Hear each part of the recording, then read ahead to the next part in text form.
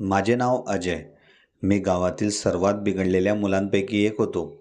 कॉलेजलाही आल्यावर अभ्यास न करणे, रिकामे उद्योग करत राहणे, मुलींचे मुद्दामून नाव घेणे, त्यांना चिडवणे, हेच माझे रोजचे नित्यनियम असायचे. मग जेव्हा माझ्या वडिलांचा अचानक हृदयविकाराने देहांत झाला आणि घरातली जिम्मेवारी माझ्यावर आली, तेव्हा मला आयुष्याचे गांभीर्य लक्षात आले. नुसतं खाऊन पिऊन रिकामे उद्योग करणे म्हणजे आयुष्य नसतं. आपल्यावर निर्भर असलेल्या घरातील लोकांचे पालनपोषण करणे हे देखील एक देवाने दिलेलं कर्मच आहे आणि हे कर्म करण्यासाठी आपल्याला काम करणे आवश्यक होते. तेव्हा माझी नजर बस स्थानकाच्या भिंतीवर गेली. त्या ठिकाणी एक ॲड चिटकवली होती. त्यांना ड्रायव्हरची गरज होती.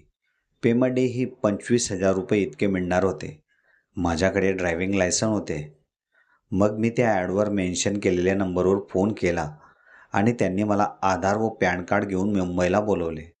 घरच्यांचे पालनपोषण करणे गरजेचे झाले होते, पण त्यासाठी हातात पैसा हवा होता. म्हणून मी कपडे पॅक करून संध्याकाळीच मुंबईला जाण्यासाठी निघालो. मग मी जेव्हा सकाळी मुंबईला पोचलो, तेव्हा त्यांच्या ऑफिसला मी भेट दिली. मग त्यांनी मला कोणत्या ठिकाणी जॉब करायची आहे, त्या ठिकाणचा ॲड्रेस दिला आणि माझी सर्व डॉक्युमेंट त्यांनी जमा करून घेतली. मग मी जेव्हा त्या ॲड्रेसवर पोहोचलो, तेव्हा त्या घराकडे पाहून माझे डोळेच मोठे झाले. कारण एवढा आलिशान बंगला, जो मी माझ्या आयुष्यात कधीही पाहिला नव्हता आणि या ठिकाणी मी नोकरी करणार होतो. मला मनातल्या मनात खूपच आनंद होत होता. येथील मालक हा खूपच पैसेवाला असावा. आपल्याला आपल्या भूतकाळात आपण जे काही केले आहे, ते विसरून एक चांगला मनुष्य म्हणून या ठिकाणी काम करायला हवं. तेव्हाच आपलीही कोणीतरी इज्जत करेल. म्हणून मी दाढी कटिंग करून एकदम प्रोफेशनल माणसासारखा तयार होऊन त्या बंगल्यावर आलो. माझी भेट अगोदर तिथल्या मॅनेजरशी झाली आणि त्या मॅनेजरने मला तिथल्या साहेबांची भेट करून दिली. या ठिकाणी ड्रायव्हरची खूपच गरज होती. म्हणून मालक मला म्हणाले, तुम्हारा नाम क्या है? तेव्हा मी मालकाला म्हणालो, शेठजी मेरा नाम अजय है. त्यावर मालक मला म्हणाले, अजय, आप अभी से काम पर हाजिरी लगाओ क्योंकि तुम्हारी आज सख्त ज़रूरत है और गाड़ी चलाने के साथ साथ आपको मालकिन का भी घर काम में छोटा मोठा हात बटाना है. मला या ठिकाणी कोणतेही काम करायचेच होते. मला फक्त मोबदल्यात पैसे हवे होते. माझ्या मालकाकडे पाहून त्यांचे वय साधारणतः 55 वर्षे इतके वाटत होते.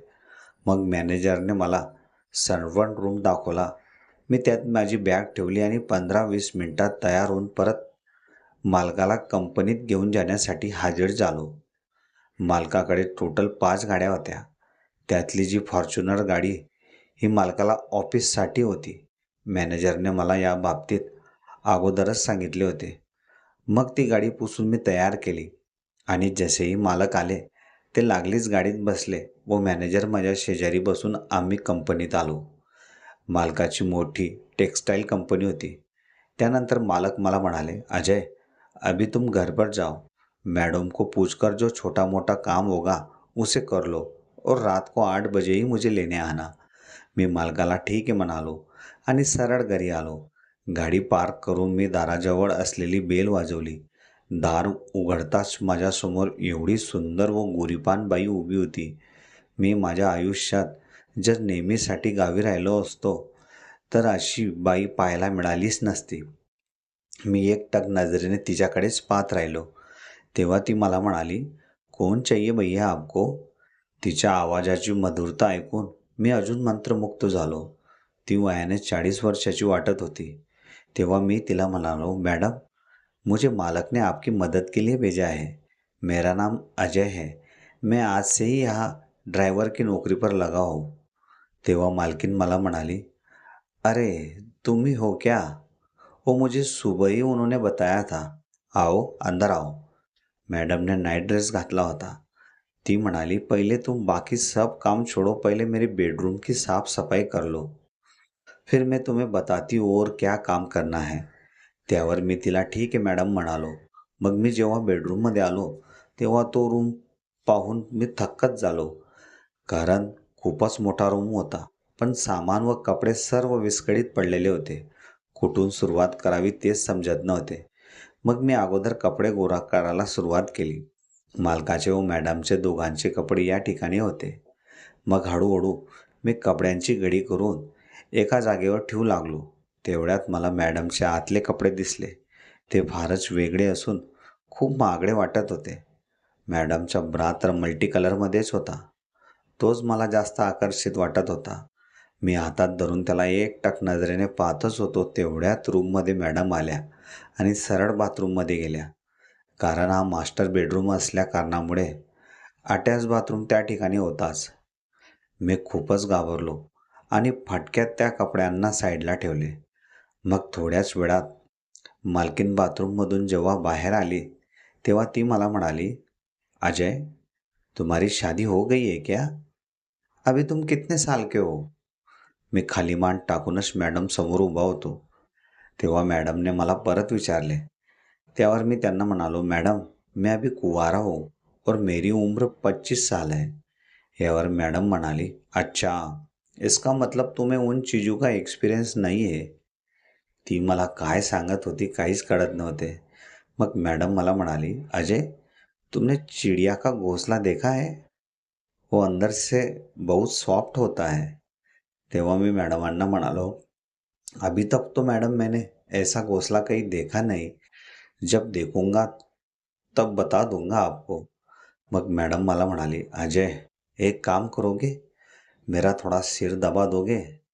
2-3 दिन से बहुत दर्द कर रहा है. तुम्हारे मालिक के चक्कर में मेरी नींद भी पूरी नहीं हो पा रही है. कभी भी रात को सही वक्त पर घर नहीं आते. उनकी वजह से मेरी हालत भी काफ़ी पतली हो गई है. अरे तुम खड़े क्यों हो? हम ऐसे ही बातें करते रहेंगे. चलो अजय, दबाव मेरा सिर." मी फारच घाबरलेल्या अवस्थेत मॅडमांच्या डोक्यावर हात ठेवला. या अगोदर मी भरपूर मुलींचे नाव घेतले होते, पण आता मी नोकरीवर असल्यामुळे थोडी भीती वाटत होती. मॅडमांनी जो नाईट ड्रेस घातला होता तो फारच पातळ होता. त्यातून त्यांचे आतलं दृश्य मला स्पष्ट दिसत होते आणि त्यांच्याकडे बघून माझ्या अंगात एक वेगळीच ऊर्जा निर्माण होत होती. तेवढ्यातच मॅडमांचा आवाज मला आला, "अजय, थोडा प्यार से दबाव, ओ मेरा सिर है." तेव्हा मी मॅडमांना "ठीक आहे मॅडम" म्हणालो. मग लागलीच मॅडमांनी डोळे लावले आणि त्याच अवस्थेत त्यांनी मला विचारले, "अजय, कपड़े फोल्ड करते समय तुम मेरे वो वाले कपड़े काफ़ी घुर के देख रहे थे. तुमने कभी ऐसे वाले कपड़े देखे नहीं थे क्या?" मग मी माझ्या गावातील टपोरी शब्दात मॅडमांना म्हणालो, "मॅडम, ऐसे कपड़े हमारे गली में हर घर के बाहर दूरी पर लटकते हुए नजर आते हैं. उनसे ही हमें अंदाजा हो जाता है कि कौन सुंदर है और कौन कमज़ोर.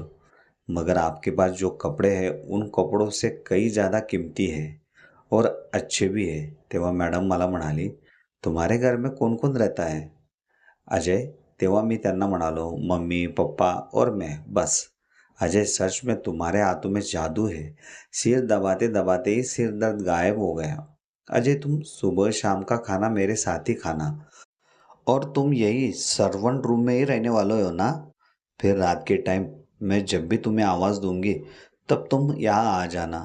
तेव्हा मी मॅडमांना ठीक आहे म्हणालो. मग मॅडम मला म्हणाली, "अजय, तुम अभी बाहर ड्राइंग रूम की साफ सफाई करो. मुझे कपडे बदलकर खाना बनाना है." मी लगेचच बाहेर आलो आणि मॅडम बद्दलच विचार करू लागलो. खूपच वेगळी बाई दिसते ही मला. हो ना, करणार बी काय बिचारी. नवरा किती म्हातारा आहे आणि ती किती यंग. तिच्या इच्छाही अपूर्ण राहत असतील म्हणून ती मला असे वेगवेगळे प्रश्न विचारत होती. पण खरंच दिसायला खूपच सुंदर आहे मॅडम. ड्रॉइंग रूममध्ये वेगवेगळ्या ठिकाणी इकडून तिकडे कपड्या फिरवल्यानंतर माझी नजर सरळ बेडरूमच्या दाराकडे गेली. मॅडमने दार लावलाच नव्हता. मग मी जेव्हा बेडरूम जवळ आलो तेव्हा मॅडम अंगावर ब्रा घालून गाऊन चढवत होती. ती आतून एखाद्या परीसारखी सुंदर दिसत होती. मग मॅडमने पटकन मागे वळून पाहिले आणि मी पण 0 मिनिटात त्या ठिकाणाहून दूर गेलो आणि साफसफाईला लागलो. मॅडम बाहेर आल्या त्या माझ्याकडे पाहतच किचनमध्ये गेल्या. मग अर्धा तासांनी मॅडम स्वयंपाक करून बाहेर आल्या आणि सोफ्यावर बसून मला म्हणाल्या, "अजय, तुम्हें भूख तो नहीं लगी है ना?" तेव्हा मी त्यांना म्हणालो, "नहीं मॅडम, अभी नहीं लगी." मग मी स्वतःशीच विचार करू लागलो, "मॅडम, माझी भूक तर तुमची सुंदरता पाहूनच गायब झाली. मग मॅडमांनी मला त्यांच्याजवळ बोलावले आणि म्हणाली, अजय, यहाँ मेरे बगल में बैठो. मी घाबरतच त्यांच्या शेजारी बसलो आणि त्या म्हणाल्या, अजय, मुझे तुम्हारे खेत का गन्ना देखकर उसे चूसना है. मुझे जानना है की वो मीठा है या फिका. मॅडम असं बोलल्यानंतर मी चकितच झालो. तिने काही विचार न करता डायरेक्ट माझ्या मांडीवरच हात ठेवला. तेवढ्यात माझ्याही पॅन्टमध्ये मला वेगळीच हालचाल जाणवू लागली. शेवटी मी तरुण होतो आणि अशा सुंदर स्त्रीच्या माझ्या अंगाला स्पर्श झाल्यामुळे हे होणे माझ्यासाठी स्वाभाविकच होते. मी मॅडमपासून थोडा लांब सरकलो. त्यावर मॅडम मला म्हणाली, अजय, डरो मत. मैं जैसा बताती हूँ वैसा करो. इस वक्त मुझे तुम्हारी सख्त ज़रूरत है. तेव्हा मी मॅडमांना म्हणालो, मगर मैडम, मुझसे ऐसा नहीं होगा. आप मेरे मालिक की बीवी हो और आज मेरा काम का पहला ही दिन है. त्यावर मॅडम मला म्हणाली, आज तुम्हारे काम का पहला ही दिन है और वो भी दिन मैं बहुत सुंदर बनाने वाली हूँ. मुझे ऐसे नाराज मत करो. मैं बहुत दिन से तुम्हारा इंतज़ार कर रही हूँ और वो पल आज मेरी ज़िंदगी में आ गया है. मैं तुम्हारे बूढ़े मालिक से पक गई हूँ. खाली पैसे के खातिर मेरे पिताजी ने मेरे नसीब में यह बूढ़ा थमा दिया. जब तक मुझे 2 बच्चे हुए तब तक तुम्हारे मालिक मुझसे बहुत प्यार करते और समय भी हद से ज़्यादा बिताया करते थे. इसलिए मुझे उनकी कमी खलती नहीं थी. जब भी मैं चाहती थी तब उनसे मैं मन मुताबिक भर भर के प्यार करती. अभी कंपनी बड़ी होने की वजह से काम का विस्तार भी काफ़ी बढ़ गया है. इसी काम के सिलसिले में तुम्हारे मालिक रात को भी देरी से आने लगे. अब धीरे धीरे उनका लगाव मेरी तरफ कम हो गया है और जैसे जैसे उनकी उम्र बढ़ रही है वो अंदर से बहुत कमज़ोर होने लगे हैं.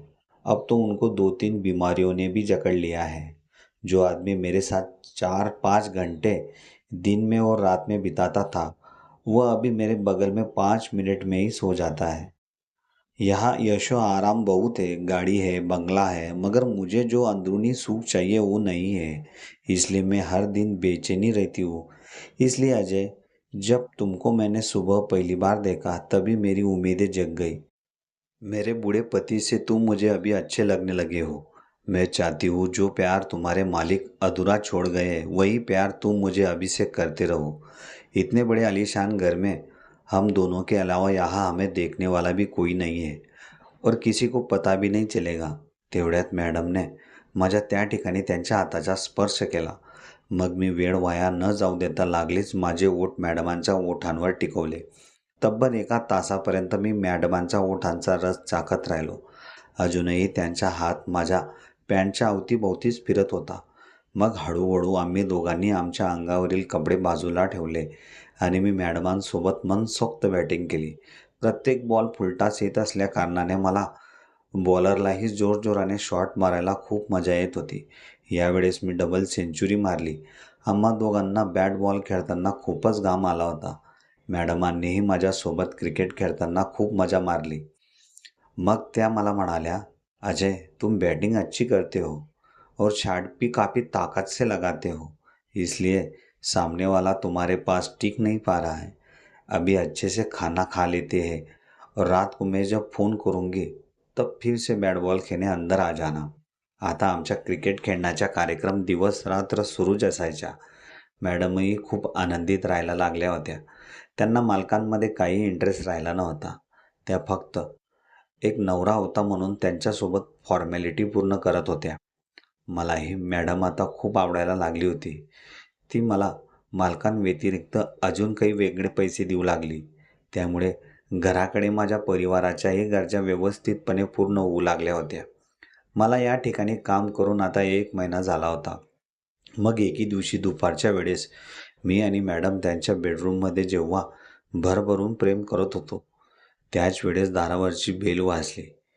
मी घाबरून पटक्यात उठलो आणि कपडे व्यवस्थित करून जेव्हा दार उघडायला आलो तेव्हा दारासमोर एक मनुष्य उभा होता.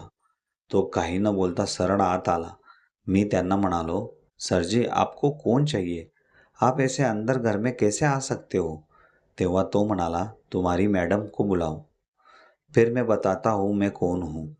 बाहेरून जोरजोरात आवाज ऐकल्यावर मॅडमही आपला गाऊन व्यवस्थित करत बाहेर आल्या. आणि म्हणाल्या, अरे आकाश भाई साहब, आप बिना फोन किए ही घर पर आ गए. तेव्हा मॅडम मला म्हणाली, अजय, ये आपके मालिक के छोटे भाई है. ये हर महीने या 1-2 दिन के लिए आते रहते हैं. तेव्हा आकाश मॅडमला म्हणाला, भाभी, यह लड़का कौन है और आप घर के अंदर मैं इसके साथ क्या कर रही थी. तेव्हा मॅडम त्यांना म्हणाली, भाई साहब जरा तमीज से बात कीजिए.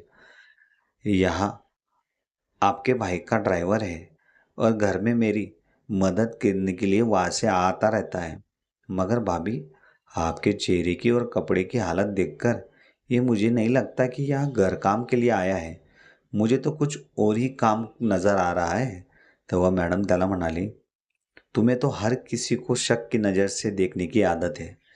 अपना स्वभाव चेंज करो भाई साहब, फिर देखने का नजरिया ही बदल जाएगा. मग मॅडम त्याला चहा बनवण्यासाठी किचनमध्ये गेल्या आणि तो मला म्हणाला, कितने दिन से यहाँ काम कर रहे हो. त्यावर मी त्यांना म्हणालो, 1 महीना हो गया साहेब. मगर मुझे तुम्हारी तरफ देखकर लगता नहीं कि तुम मेरे भाई के यहाँ काम कर रहे हो. सच सच बताओ, मैडम तुमसे और क्या क्या काम करवाती है. तेव्हा मी त्यांना म्हणालो, सच में साहबजी, मैं घर के ही काम से कंपनी से यहाँ आता हूँ. आता मॅडमांनी त्यांच्यासाठी चहा आणला.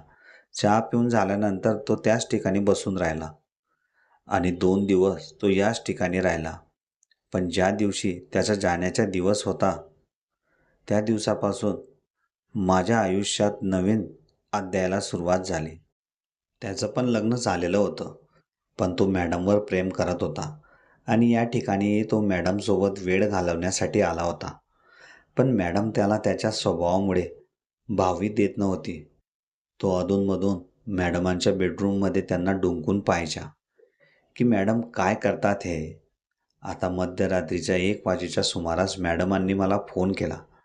तेव्हा तो आकाश जागीच होता. मग मी किचनच्या दरवाजाने घराचा आत आलो आणि दुसऱ्या बेडरूममध्ये आम्ही दोघंही गेलो. 2 तासापर्यंत मी मॅडमसोबत परत बॅटिंग केली, परत डबल सेंचुरी काढली, लांब लांब शॉट मारले. तेव्हा आकाश आम्हा दोघांना क्रिकेट खेळताना रूममध्ये डुंकून पाहतो. त्यानंतर त्याची मॅडमसोबत क्रिकेट खेळायची इच्छा जागृत होते. जेव्हा मी आणि मॅडम रूममधून बाहेर येतो तेव्हा सोफ्यावर अंधारात बसून आमची बाहेर येण्याची वाट पाहत होता. त्यानंतर मी माझ्या रूममध्ये जातो. मग तो मॅडमांना ब्लॅकमेल करतो. जैसा मैं कहता हूँ भाभी, वैसा अगर आप नहीं करोगे तो मैं भाई साहब को तुम्हारे बारे में बता दूंगा. मॅडम त्याला अजिबात घाबरत नव्हती. ती त्याला म्हणाली, तुमसे जो होता है वो कर लो, मगर मैं तुम्हारे साथ तुम जैसा बोलोगे वैसा हरगिज नहीं करूँगी. त्याला खूपच संताप आला. एका नोकरासोबत हिला वेळ घालवायला आवडतो, पण माझ्यासोबत ही असे नखरे का करते. मग सकाळी 4 वाजेच्या सुमारास तो डायरेक्ट मॅडमांच्या बेडरूममध्ये घुसतो आणि मॅडमांचे तोंड दाबून तो त्यांना पलंगावरून उचलतो.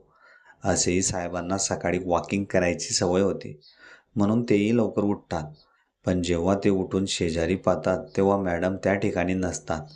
म्हणून मालक मॅडमला पाहण्यासाठी बाहेर येतात आणि तेव्हाच आकाशच्या रूममधून मॅडमांचा वेगळाच आवाज मालकाच्या कानावर येतो. मालकाला खूपच संताप आला होता. त्यांना आपल्या बायकोवरही शक झाला होता की ही माझ्यासोबत न करता मी फॅक्टरीत गेल्यावर माझ्या भावासोबत वेगळेच संबंध ठेवत असणार.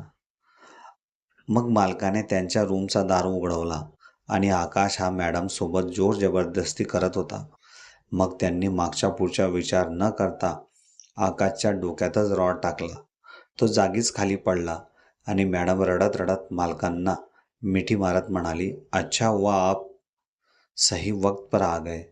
आपके भाई की नीति बहुत खराब थी. 2 दिन से वो मेरे पीछे पड़ा था, मगर मैं उसकी बात नहीं मान रही थी, इसलिए मुझे सोते हुए उठा के यहाँ ले आया.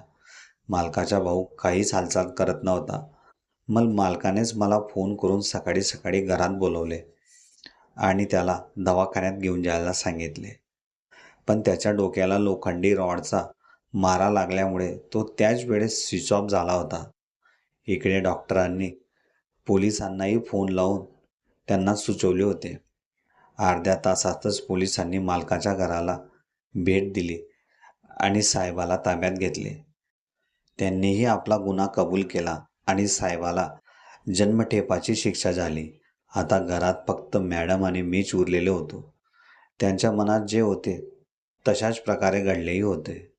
आता मी आणि मॅडम सोबतच फॅक्टरीचे काम पाहायचो आणि घरी आल्यावर भरभरून प्रेम करून क्रिकेट खेळायचो.